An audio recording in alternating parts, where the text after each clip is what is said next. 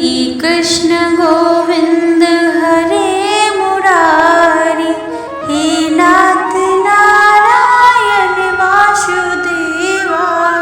हरे कृष्णा। बंधुओं, आज मैं आपको परमा एकादशी या हरि वल्लभा एकादशी की कथा का श्रवण कराने जा रही हूँ। परमा एकादशी पुरुषोत्तम मास के कृष्ण पक्ष की एकादशी को कहते हैं। बंधुओं, परमा एकादशी 3 साल के बाद आती। इस दिन भक्ति पूर्वक भगवान विष्णु की पूजा करने से दुर्लभ सिद्धियों की प्राप्ति होती है। धर्मराज युधिष्ठिर बोले, हे जनार्दन, अधिक मास के कृष्ण पक्ष की एकादशी का क्या नाम है तथा उसकी विधि क्या है? कृपा करके आप मुझे बताइए। श्री भगवान बोले, हे राजन, अधिक मास में कृष्ण पक्ष में जो एकादशी आती है वह परमा, पुरुषोत्तमी या कमला एकादशी कहलाती है। वैसे तो प्रत्येक वर्ष 24 एकादशियाँ होती हैं, लेकिन जब कभी अधिक मास या मलमास आता है तब इनकी संख्या बढ़कर 26 हो जाती है। अधिक मास या मलमास को जोड़कर वर्ष में 26 एकादशी होती है। अधिक मास में 2 एकादशी होती है, जो पद्मिनी एकादशी शुक्ल पक्ष और परमा एकादशी कृष्ण पक्ष के नाम से जानी जाती है। भगवान श्री कृष्ण ने अर्जुन को इस व्रत की कथा व विधि भी बताई है। हरि कहते हैं, इसके व्रत से सभी पाप नष्ट हो जाते हैं तथा मनुष्य को इस लोक में सुख तथा परलोक में सद्गति प्राप्त होती है। इसका व्रत विधान अनुसार करना चाहिए और भगवान विष्णु का धूप, दीप, नैवेद्य, पुष्प आदि से पूजन करना चाहिए। इस एकादशी की पावन कथा, जो कि महर्षियों के साथ काम्पिल्य नगरी में हुई थी, वह मैं तुमसे कहता हूँ, ध्यानपूर्वक श्रवण करो। काम्पिल्य नगरी में सुमेधा नाम का एक अत्यंत धर्मात्मा ब्राह्मण रहता था। उसकी स्त्री अत्यंत पवित्र तथा पतिव्रता थी। किसी पूर्व पाप के कारण वह दंपति अत्यंत दरिद्रता का जीवन व्यतीत कर रहे थे। ब्राह्मण को भिक्षा मांगने पर भी भिक्षा नहीं मिलती थी। उस ब्राह्मण की पत्नी वस्त्रों से रहित होते हुए भी अपने पति की सेवा में रहती थी तथा अतिथि को अन्न देकर स्वयं भूखी रह जाती थी और पति से किसी वस्तु की मांग नहीं करती थी। दोनों पति पत्नी घोर निर्धनता का जीवन व्यतीत कर रहे थे। एक दिन ब्राह्मण अपनी स्त्री से बोला, हे प्रिय, जब मैं धनवानों से धन की याचना करता हूँ तो वह मुझे मना कर देते हैं। गृहस्थी धन के बिना नहीं चलती, इसलिए यदि तुम्हारी सहमति हो तो मैं परदेश जाकर कुछ काम करूं, क्योंकि विद्वानों ने कर्म की प्रशंसा की है। ब्राह्मण की पत्नी ने विनीत भाव से कहा, हे स्वामी, मैं आपकी दासी हूँ। पति अच्छा और बुरा जो कुछ भी कहे, पत्नी को वही करना चाहिए। मनुष्य को पूर्व जन्म में किए कर्मों का फल मिलता है। सुमेरु पर्वत पर रहते हुए भी मनुष्य को बिना भाग्य के स्वर्ण नहीं मिलता।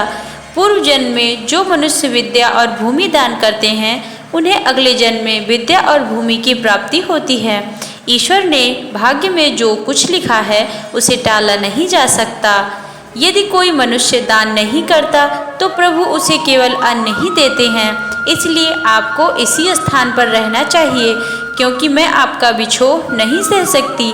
पति बिना स्त्री की माता पिता, भाई, ससुर तथा संबंधी आदि सभी निंदा करते हैं। इसलिए हे स्वामी, कृपा कर आप कहीं न जाएं। जो भाग्य में होगा वह यही प्राप्त हो जाएगा। स्त्री की सलाह मानकर ब्राह्मण परदेश नहीं गया। इसी प्रकार समय बीतता रहा। एक बार कौंडिन्य ऋषि वहां आए। ऋषि को देखकर ब्राह्मण सुमेधा और उसकी स्त्री ने उसे प्रणाम किया और बोले, आज हम धन्य हुए। आपके दर्शन से आज हमारा जीवन सफल हुआ। ऋषि को उन्होंने आसन तथा भोजन दिया। भोजन देने के बाद पतिव्रता ब्राह्मणी ने कहा, हे ऋषिवर, कृपा कर आप मुझे दरिद्रता का नाश करने की विधि बतलाइए। मैंने अपने पति को परदेश में जाकर धन कमाने से रोका है। मेरे भाग्य से आप आ गए हैं। मुझे पूर्ण विश्वास है कि अब मेरी दरिद्रता शीघ्र ही नष्ट हो जाएगी। अतः आप हमारी दरिद्रता नष्ट करने के लिए कोई उपाय बताएं। ब्राह्मणी की बात सुन कौंडिन्य ऋषि बोले, हे ब्राह्मणी, मलमास की कृष्ण पक्ष की परमा एकादशी के व्रत से सभी पाप, दुख और दरिद्रता आदि नष्ट हो जाते हैं। जो मनुष्य इस व्रत को करता है वह धनवान हो जाता है। इस व्रत में नृत्य, गायन आदि सहित रात्रि जागरण करना चाहिए। यह एकादशी धन वैभव देती है तथा पापों का नाश कर उत्तम गति भी प्रदान करने वाली होती है। धनाधिपति कुबेर ने भी इस एकादशी व्रत का पालन किया था, जिससे प्रसन्न होकर भगवान भोलेनाथ ने उन्हें धनाध्यक्ष का पद प्रदान किया। इसी व्रत के प्रभाव से सत्यवादी राजा हरिश्चंद्र को पुत्र, स्त्री और राज्य की प्राप्ति हुई थी। तदुपरांत कौंडिन्य ऋषि ने उन्हें एकादशी के व्रत का समस्त विधान कह सुनाया। ऋषि ने कहा, हे ब्राह्मणी, पंचरात्रि व्रत इससे भी ज्यादा उत्तम है।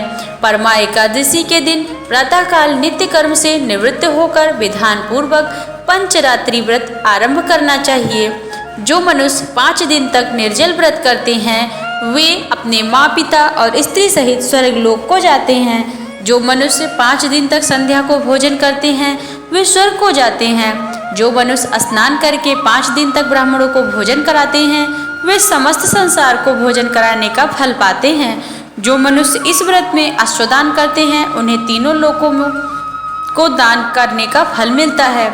जो मनुष्य उत्तम ब्राह्मण को तिल दान करते हैं वे तिल की संख्या के बराबर वर्षों तक विष्णु लोक में वास करते हैं। जो मनुष्य घी का पात्र दान करते हैं वह सूर्य लोक को जाते हैं। जो मनुष्य 5 दिन तक ब्रह्मचर्य पूर्वक रहते हैं वे देवांगनाओं के साथ स्वर्ग को जाते हैं। हे ब्राह्मणी, तुम अपने पति के साथ इस व्रत को धारण करो, इससे तुम्हें अवश्य ही सिद्धि और अंत में स्वर्ग की प्राप्ति होगी।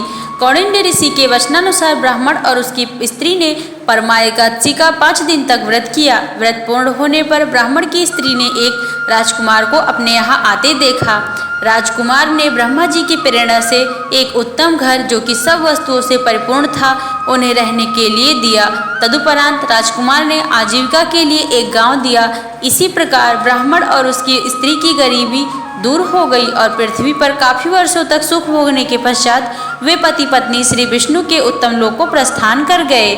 जो मनुष्य परमा एकादशी का व्रत करता है उसे समस्त तीर्थों में श्रेष्ठ फल और 1000 गौदान का फल मिलता है। जिस प्रकार संसार में 2 पैरों वालों में ब्राह्मण, 4 पैरों वालों में गाय और देवताओं में इंद्रराज श्रेष्ठ हैं, उसी प्रकार महीनों में अधिक मास अधिक श्रेष्ठ माना जाता है। इस महीने में पंचरात्रि व्रत अत्यंत उत्तम फल देने वाला है। जो मनुष्य अधिक मास में परमा एकादशी का व्रत करते हैं उनके सभी पाप नष्ट हो जाते हैं तथा वो मनुष्य इस लोक में सुख तथा परलोक में सद्गति प्राप्त करते हैं।